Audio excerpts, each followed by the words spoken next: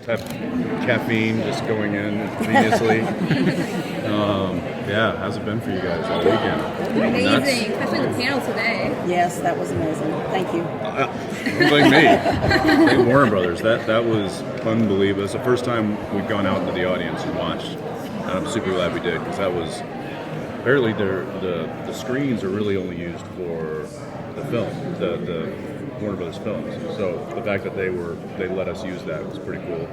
And then the fact that Kansas decided to show up and play a little number, yeah, that was amazing. And they were like, "We've been wanting to do this for years." I was like, "What? They didn't con you into this? You didn't lose a bet?" And then the lead singer came up to me. He's like, "Hey, listen, if you want to come out there and join us, feel free." And I think I needed to change my pants. So yeah, and I was like, no, I want to go watch. I'm not getting up on any stage with you guys.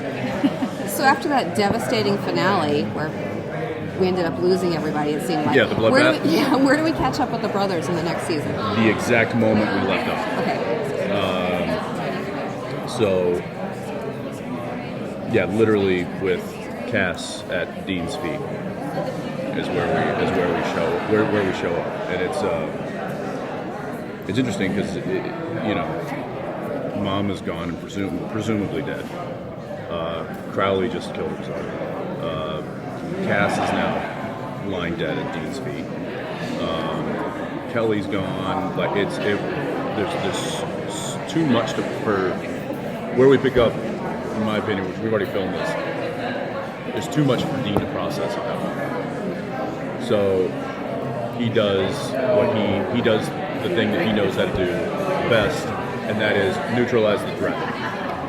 So there is a threat behind him, as in the Lucifer's son. So he's just going to do that because that's something that he can hit. He doesn't know. There's too much of emotion. He doesn't know how to process the fact that he's lost this one, that one. It's just so he's just going to do what he knows, and that's hit something hard. And then luckily Sam kind of stops him and tries to talk sense into him, and then there's a bit of a struggle there. So that's kind of where we start off, is the struggle of this is too much, I can't deal with this, so I'm going to do something that I know I can do. That's physical and tactile, and I can do. So when it does, I haven't read ahead, so I know that at some point he's going to have to deal with it, and that'll be probably a pretty hard episode. Are you back to directing? What's that? Are you back to directing? I'm not. I declined the offer this year because I have 2 new children at home. Yeah. Congratulations. Thank you. That I was trying to get as much time with them as I could. So. I'm so hyped for Scooby-Doo this season. Me too, man. How much can you sort of say about that episode? Does Dean meet Daphne? What can you tell us? Of course he does. Yeah, and he might try to put the moves. I don't know. I'm just saying. But it's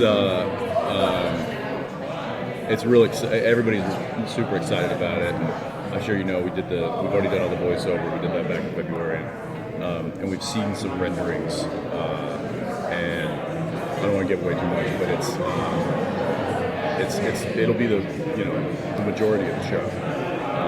We get a little live action in the beginning, and then that gets us into Scooby-Land. And it's pretty cool. I'm pretty stoked for that. It sounds like the brothers are not entirely on the same page, at least to start out, which is a little different than last season when they were really on the same page. Does it feel a little different like that? It's not. Well, it's certainly not going back to seasons when they were really at odds. That's good. Because it's not. They're still. It's more of let's figure out how to handle this situation. Sam wants to deal with it one way. Dean wants to deal with it another. They're not going to argue about it. They're going to eventually get to the same place. It's just how they get there is a little different.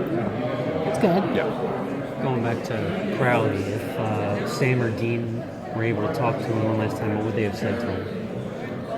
What would they want to say? Well, there's an interesting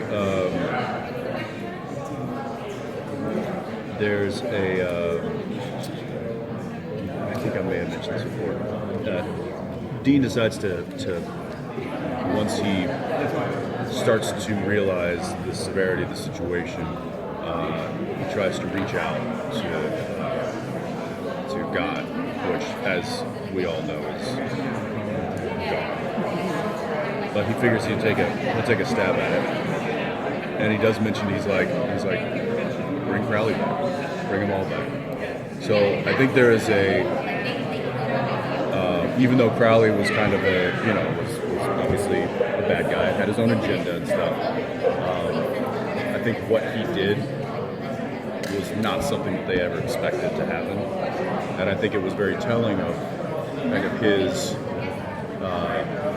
Certainly was self-serving, but there was an ounce in there that maybe gave a crap about it. And I think Dean always, I think he maybe had an idea that was there. So, if there was dialogue written, I'm not sure what it would be, but I would imagine there'd be a slight bit of gratitude. Very slight. Yeah. Do you think that you guys might bring some more hunters in, so we can meet some new hunters, especially with the spin-off coming out? I hope so. I always like it when we kind of flesh out that world a little bit, and we get to see people that live similar lifestyles as the brothers. I don't know though. I haven't read ahead yet, but that's certainly something that I enjoy as well. So I hope so. How does it feel knowing it's season 13? I mean, people have grown up with this show. And by the way, the fans just want you to know that they think you're amazing and they love you so much. Thank you. 13, I said this earlier, it was like, it's not even a dream come true because I could have never dreamed this. So there you go. Thank you. Thank you. Thanks, guys.